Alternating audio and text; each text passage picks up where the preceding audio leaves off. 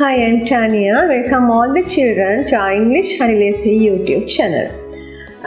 අද මම ඔයාලට කියලා දෙන්න යන්නේ පන්සලත් එක්ක සම්බන්ධ වෙච්ච words. මොකද අපි දිනපතා අපි කතා බහේදී මේ වගේ words ගොඩක් වෙලාවට අපි අතර use වෙන්නේ නැහැ. දැන් සමහර වෙලාවට අපි පන්සලට ගියාම එහෙම හිතනවා මේකට මොකක්ද ඉංග්‍රීසි වලින් කියන්නේ මේක කොහොමද ඉංග්‍රීසි වලින් කියන්නේ කියලා පොඩි ප්‍රොබ්ලම් එකක් අපේ ඔළුවට එනවා. ඒක නිතර අපි අතර භාවිතා වෙන්නේ නැහැ මේ words. ඉතින් මම හිතුවා පුතාලට විශේෂයෙන් මේක පොසොන් මාසයක් නිසා ඒකත් තීම් කරගෙන ඔයාලට කියලා දෙන්න ඕනේ කියලා අපි ටෙම්පල් එකකදී use කරන දේවල් මොනවද කොහොමද ඒවා ඉංග්‍රීසි වලින් කියන්නේ පන්සලක තියෙන දේවල් වලට කොහොමද ඉංග්‍රීසි words use කරන්නේ කියලා ඔයාලට කියලා දෙන්න තමයි මම අද ආවේ. ඉතින් ඒ වගේම grade 4 පුතාලා දුවලට ඔයාලගේ syllabus එකේ තියෙනවා festivals කියලා lesson එක.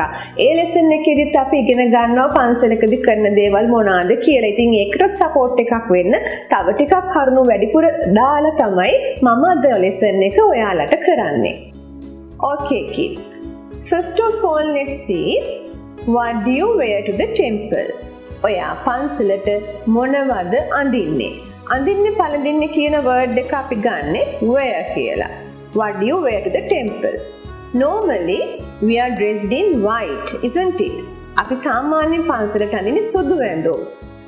අපි ඒක කොහොමද කියන්නේ? We are dressed in white. ඔය අතරේ දූලා ගෑනු ළමයි අඳිනවනේ ළමා සාරිය කියලා එකක්. පුතාලා දන්නවද ළමා සාරියට මොකක්ද ඉංග්‍රීසි වලින් කියන්නේ කියලා? ළමා සාරියට කියන්නේ පැටියෝ half saree කියලා. ළමා සාරියට කියන්නේ half saree. එතකොට boys අඳින්නේ ජාතික ඇඳුමනේ. ඒකට කියන්නේ national suit. Girls wear a half saree, boys wear a national suit. හරි. Then let's see what do you take to the temple? පුතාලා මොනවාද පන්සලට අරගෙන යන්නේ? ඕක අහපු ගමන් ඉස්සෙල්ලා මතක් වෙන්නේ මල්. ඕන කෙනෙක් දන්නවා මල් වලට කියන්නේ flowers කියලා. හැබැයි අපි මල් නිකන් අරන් යන්නේ නෑනේ. අපි මල් ටික කඩලා ලස්සන වට්ටියකට හදාගෙන තමයි පන්සලට අරගෙන යන්නේ. එහෙම නැත්නම් මල් බෑග් එකකට කඩාගෙන ගියත් පන්සලේදී අපි වට්ටියක් හදලානේ පූජා කරන්නේ. එතකොට පැටියෝ මොකද්ද මේ මල් වට්ටියට කියන්නේ? පුතාලා දන්නවද මල් වට්ටියට මොකද්ද කියන්නේ කියලා? මල් වට්ටියට කියන්නේ darling basket of flowers කියලා. ඕන දන්නේ නැත්නම් දැන් දැනගන්න මල් වට්ටියට කියන්නේ basket of flowers. එතකොට මල් එක්ක අපි අරගෙන යනවා පොල් තෙල්. පොල් තෙල් coconut oil. coconut oil බෝතලයක් නේ ගෙනියන්නේ. එතකොට a bottle of coconut oil. a bottle of coconut oil. දැන් පොල් තෙල් දාලා පහන පත්තු කරන්න අපිට තිර ඕනේ. තිර වලට කියන්නේ wicks. wicks. හරි? ඊළඟට හඳුන් කූරු අරගෙන යනවා. හඳුන් කූරු වලට ඉංග්‍රීසි වලින් කියන්නේ joss sticks. Now namely first one basket of flowers, a bottle of coconut oil, wicks and joss sticks. ඔය ටික තමයි ප්‍රධාන වශයෙන් අපි පන්සලකට යනකොට අරගෙන යන්නේ. Okay darling. Then we have some work to do at the temple. නේද? පන්සලට ගිහිල්ලා අපි මල් පූජා කරන්න ඉස්සෙල්ලා කරන වතාවක් තියෙනවා පන්සලකදී. මොනවද මේ දේවල්? දැන් මම ඔයාලට ඒව එකින් එක කියලා දෙන්නයි හදන්නේ. Let's learn.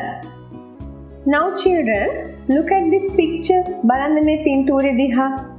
What can you see? Before offering flowers, we have to sweep the walkway around the bo tree. බෝධීන් වහන්සේ වටේ බෝ මළුව අපි අතු ගන්න ඕනේ මල් පූජා කරන්න කලින්. ඒව තමයි අපි පන්සලකදී කරන වතාවක්. Now look at the picture. Before offering flowers, we have to sweep the walkway around the bo tree. ඊට පස්සේ look at this picture. Then we have to clean the oil lamps. අපි පොල් තෙල් පහන් පත්තු කරන්න කලින්, දල්වන්න කලින් ඒවා පිරිසිදු කරන්න ඕනේ. ඉතින් පිරිසිදු කරනකොට කියන්නේ clean. පිරිසිදු කළ යුතුයි. We have to clean the oil lamps. දැන් මේ විදිහට cleaning කරාට පස්සේ we have to wash our hands. නේද? අපි අත් හොද ගන්න ඕනේ. We have to wash our hands. Then look at here. මල් වලට පැන් ඉහිනවා. මල් වලට පැන් ඉහින්න කලින් තමයි අපි අත් හොදගන්නේ. අපි පන්සලේදී කියන්නේ එකට අත් දෝවණය කරනවා කියලා. එතකොට මෙතනදී පැන් ඉහිනවට කියන්නේ පැටියෝ sprinkling water කියලා. පැන් ඉහිනවට කියන්නේ sprinkling water. එතකොට we have to sprinkle water to flowers. අපි මල් වලට පැන් ඉහන්න ඕනේ. තව දෙයක් මතක් කරන්න ඕනේ මේ වෙලාවේ. For this purpose we should use filtered water. Remember that. අපි මේකට ගන්නේ පෙරපු වතුර. ඒ කියන්නේ පිරිසිදු පෙරාගත් ජලය තමයි පැන් ඉහින්න use කරන්නේ. Right. දැන් ඔයාලට පේන්නේ අපි පන්සලේදී වන්දනා කරන ස්ථාන. We call them places of worship. Places of worship. Look at this picture. What is it? The pagoda. චෛත්‍ය වහන්සේට කියන්නේ the pagoda. Next one. The sacred bow tree. බෝධීන් වහන්සේ. දෙවනුව අපි වන්දනා කරන්නේ බෝධීන් වහන්සේට. The sacred bow tree. Thirdly.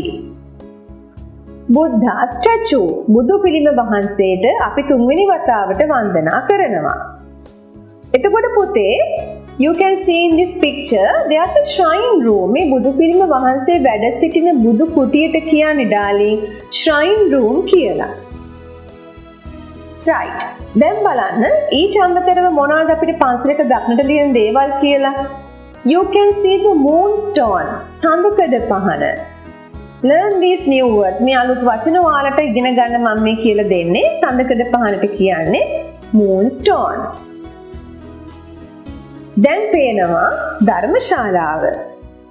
That's sermon hall. Sermon hall. ධර්මශාලාව. Then look at this picture.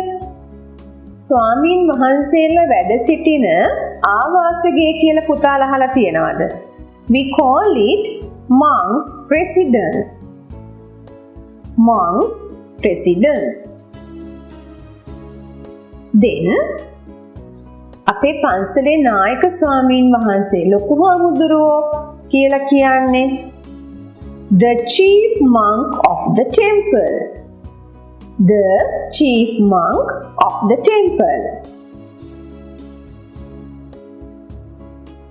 Look at this picture. දානයක් දෙනවා පේනව නේද පුතාලට?